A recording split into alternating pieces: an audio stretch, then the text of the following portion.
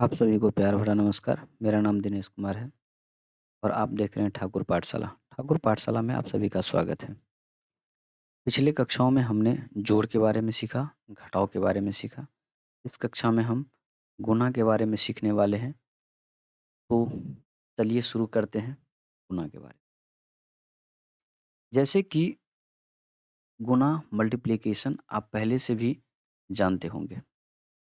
फिर भी हम कुछ सिखाने का कोशिश करते हैं क्योंकि 10th क्लास में आते हैं और 10th क्लास में आते हैं तो कैसे-कैसे सवाल आते हैं 10th क्लास में और उसमें किस-किस टाइप के गुणा आते हैं, उन सारी चीज़ों को हम यहाँ पे सीखने का कोशिश करेंगे।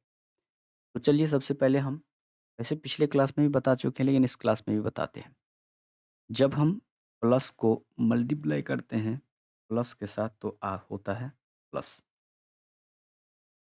यानी कि अगर सेम साइन को मल्टीप्लाई करेंगे प्लस को प्लस के साथ तो प्लस होगा, माइनस को माइनस के साथ मल्टीप्लाई करेंगे तब भी होगा प्लस। यानी कि जब हम सेम साइन को एक ही जैसे साइन को मल्टीप्लाई करते हैं यानी गुना करते हैं प्लस। लेकिन अगर हम अपोजिट साइन अर्थात माइनस को प्लस के साथ या प्लस को माइनस के साथ माइनस को प्लस के साथ या प्लस को माइनस के साथ अगर मल्टीप्लाई करेंगे हमेशा आंसर आएगा माइनस। इन्हीं बातों को आप लोग अच्छे से में रखें। इतना चीज़ अगर आप जानते हैं तो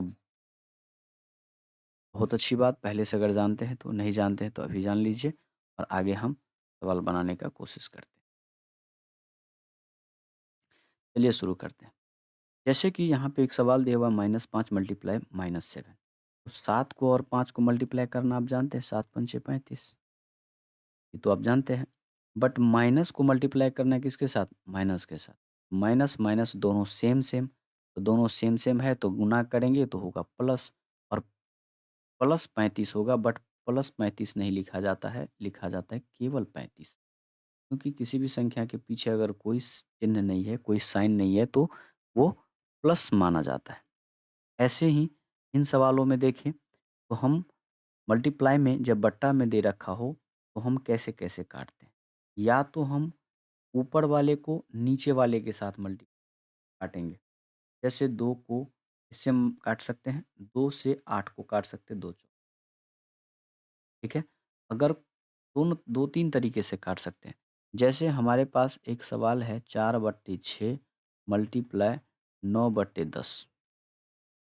तो ऐसे सवाल को क्या-क्या कर सकते हैं? हम 2 से इसको भी काट सकते हैं, 2 दूनी 4, 2 से इसको काट सकते हैं, 2 तिया 6।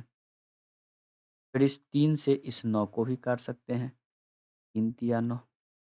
इस 2 से हम इस 10 को भी काट सकते हैं, 2 पंचे 10 और फाइनली आंसर यहाँ पे कुछ नहीं बचा। अभी कुछ नहीं बचा, कुछ नहीं बचा तो 1 बचा, अभी कुछ नहीं बचा तो 1 बचा।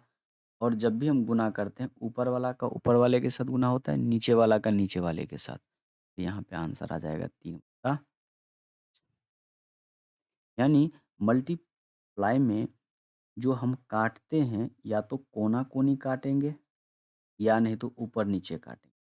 कोना-कोनी काटेंगे या नहीं तो ऊपर-नीचे काटेंगे। जब पूरा कटने के बाद कुछ ना बचे, तो ऐसे कंडीशन में हम ऊपर वालों को ऊपर वाले के साथ मल्टीप्लाई करके लिख देते हैं और नीचे वाले को नीचे वाले के साथ मल्टीप्लाई करके लिख देते हैं। आई होप आप लोग ये समझ गए होंगे। तो यहाँ पे जो सवाल दिया हुआ है, ये सवाल है, देखिए, 2 से काटे कोना-कोनी, 2 से 2 चौकी 8, अब कुछ कटने वाला नहीं है।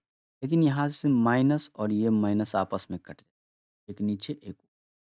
प्लेसर की अगर ना ऊपर नहीं ये माइनस तो ऊपर भी चला जाएगा, तो कोई दिक्कत नहीं है, माइनस गुने माइनस कर लो। माइनस गुने माइनस और माइनस माइनस गुना होके बन जाएगा प्लस। प्लस लिखा नहीं जाता। 4 यहाँ पे बचा, 3 यहाँ पे, तो 4 तिया 12 और 5 यहाँ पे कुछ नहीं बचा तो 1 बचा, 5 एका 5, 12/5। जब यहाँ की बात करें तो ध्यान में रखना है 15 के पीछे प्लस और 10 के पीछे माइनस, दोनों अपोजिट साइन है तो प्लस गुने माइनस कितना हो जाएगा?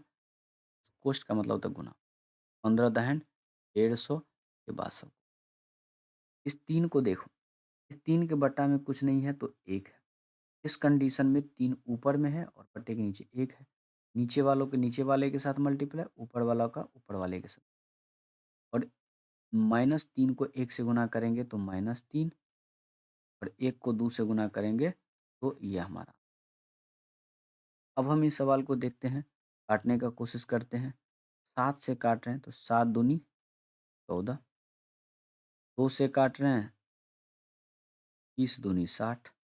अब कोना-कोनी देखते हैं कटेगा, 5 से कटेगा 5 छक्के। अब यहाँ पे देख रहे हैं यहाँ भी कुछ नहीं बचा, यहाँ भी कुछ नहीं, यहाँ भी कुछ नहीं। यहाँ कुछ नहीं बचा तो 1 बचा, यहाँ भी कुछ नहीं बचा तो 1, 1, 1 मल्टीप्लाई करेंगे तो 1। यहाँ पे कुछ नहीं बचा 1, यहाँ पे बचा है 6। 1 को 6 को मल्टीप्लाई करेंगे ये हमारा। ये था हमारा बेसिक गुणा। बट इस बेसिक गुणा में थोड़ा-सा हम और चीज़ देखने का कोशिश करते हैं। जैसे कई बार सवालों में आ जाता है 5 गुने 9 गुने 10। तो ऐसे कंडीशन में 9 पंचे, जैसे एक इस सवाल को बनाने से पहले हम थोड़ा-सा सिंपल बना लेते हैं। जैसे 3 गुने 10 लिखते हैं तो क्या लिखते हैं? 30। 5 गुने 3 गुने 10 लिखते हैं तो क्या लिखते हैं? 5 तिया 15 दाहिने 150। 2 गुने 3 गुने 10 लिखते हैं तो 3 दूना 6, 6 60। बेसिक मुद्दा ये है कि एक ज़ीरो से अगर मल्टीप्लाई करेंगे एक अंत में आएगा ही। लेकिन एक्चुअल में मल्टीप्लाई में केवल इतना को ही ध्यान में रखा जाए। अगर यहाँ पे अगर 2 गुने 3 गुने 100 लिखें तो केवल इन दोनों को गुणा करिए, 3 दूना 6 और इन दोनों ज़ीरो को यहाँ पे बैठा दीजिए यही। तो ऐसे कंडीशन में ध्यान में रखना 9 5 45 और उस पे एक ज़ीरो यहाँ लाके यही हमारा आंसर। फिर कोई आके बोलेगा कि सर 3 गुने अगर 20 लिखते हैं तो 60 हो जाता है। दोस्त 3 गुने 20 को लिख सकते हैं 3 गुने 2 गुने 10। फिर वो देखो उनके क्या यही वाला सवाल आ गया। 3 दूना 6 ऊपर से एक ज़ीरो बैठा दो। समझ में आया? अगर ये 10 है तो 1 ज़ीरो, 100 है तो 2 ज़ीरो, 1000 है तो 3 ज़ीरो। बाकी पीछे वाले सबको मल्टीप्लाई कर दीजिए, उस पे ज़ीरो बैठा दो। ये होता है। इसके अलावा हम सीखेंगे भाग के बारे में यानी विभाजन। विभाजन के बारे में थोड़ा-सा हम सीखने का कोशिश करते हैं कि विभाजन में होता क्या-क्या? विभाजन का मतलब होता है भाग। भाग में जनरली आप जानते हैं भाग होता कैसे है, उसको हम बताने की कोशिश नहीं करेंगे। यहाँ पे हम जो बताने वाले हैं वो है सिर्फ़ 10th क्लास में यूज़ होंगे। अब 10th क्लास में क्या-क्या यूज़ होता है? जैसे हमको भाग में क्या रहता है, लिखा रहता है 15/45, तो इसको काटना रहता है। 15 से 15 तिया 45 तो आंसर आ जाएगा ऊपर में 1 बचा 1/3। ये ठीक है। और क्या आता है भाग में? तो भाग में आता है, कई बार देखे हैं 44 बट्टा बड़ा वाला बट्टा आएगा और नीचे में आएगा 22/7। इस सवाल को देखेंगे। जैसे अगर लिख दिया 3/2 और एक बड़ा वाला बट्टा और 4/6। तो ऐसे कंडीशन में इसको कैसे सोल्व, ऊपर वाला को बड़ा वाला बट्टा के ऊपर जो भी लिखा रहेगा उसको एज़ इट इज़ लिखा जाता है 3/2 ही। और बड़ा वाला जो बट्टा होता है मेन बट्टा, उस मेन बट्टा के नीचे जो भी होता है उसको पलटी मार के लिखा जाता है, यानी कि उलट दिया जाता है। तो उल्टेंगे तो जो 4/6 था तो हो जाएगा 6/4 और इसको क्या कर दिया जाता है गुणा। अब ये तो मल्टीप्लाई में चला आया भाग। अब इसको हम देख लेते हैं 2 से 2 तिया, अब कुछ नहीं कटेगा तो 3 तिया 9, 4 को 1 से मल्टीप्लाई करेंगे तो 4 एकन ये हमारा। अब यहाँ पे बात करें तो 44 था बड़ा वाला बट्टा के ऊपर तो हमने 44 लिखा। फिर मल्टीप्लाई, बड़ा वाला बट्टा के नीचे जो भी लिखा रहेगा उसको हम उल्टा कर देंगे। जैसे ही हम उल्टा करते हैं तो ये हो जाएगा 7 बट्टा और 44 के बट्टे में कुछ नहीं तो 1। फिर 22 से काटे कोना-कोनी 22 दूना 44, आंसर हो जाएगा 7 दूनी 14, 1 गुने 1 1, 1 तो लिखा नहीं जाएगा तो सी। यही होता है हमारा विभाजन यानी कि भाग। बेसिक जो हमको सीखना था विभाजन में यानी कि भाग में, केवल इतना ही सीखना था विभाजन में। इससे ज़्यादा 10th क्लास में थोड़ा-सा और 1-2 सवाल लेते हैं और देखते हैं 1-2 सवाल लेके। जैसे कल के डेट में एक सवाल हमको दे दे 154 बट्टा 22/7। अब देखिए 154 तो मेरा बट्टे के ऊपर है, लेकिन मेन बट्टे के नीचे ये पूरा है, इसको पलटी मार देंगे, ये हो जाएगा 7/22 से काटेंगे, कितना होगा? 22 से काटेंगे तो 11 से काटेंगे तो ये कटेगा 14 मरते 22 सत्ते,